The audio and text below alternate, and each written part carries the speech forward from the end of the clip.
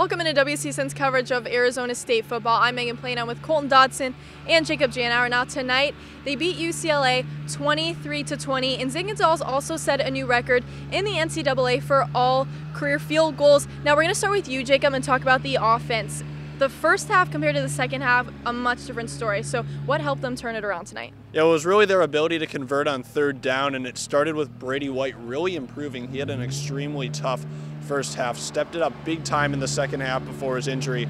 But the Sun Devils did not convert on a single third down in the first half. They converted on 4 in the second half, 4 for 9 total. So that really helped them eventually put up points and win the game. Now, Colin, we'll go ahead and switch it over to defense with you. Now, what did you see from them tonight that helped them just really perform well on the defensive side of things? Well, I think what we saw was a lot of moving pieces for the Sun Devils, some new faces, some old faces, just in different places on the defense. We saw Mo Chandler make his season debut at that boundary corner spot in place of Gump Hayes. We saw Marcus Ball move back to that bandit safety spot, came up with 10 tackles and an interception. Maurice Chandler came up with 7 tackles, forgot to mention that.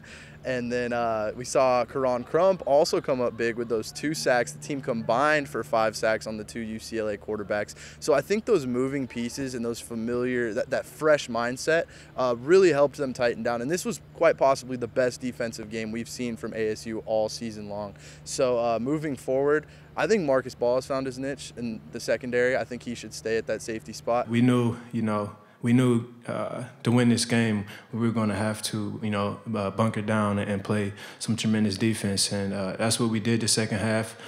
Came out +3 on turnovers and got the win.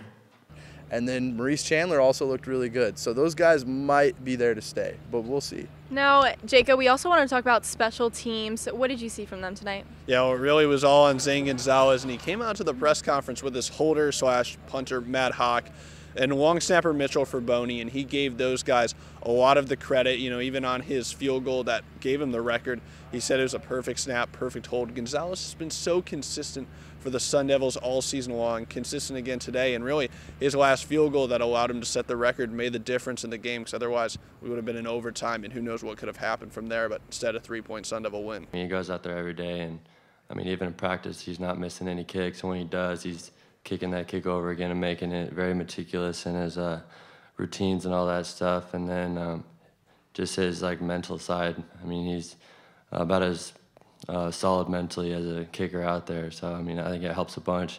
Next weekend, ASU heads to Colorado. For Colton Dodson and Jacob Janauer, I'm Megan Plain, and keep up with CronkiteSports.com for more ASU football coverage.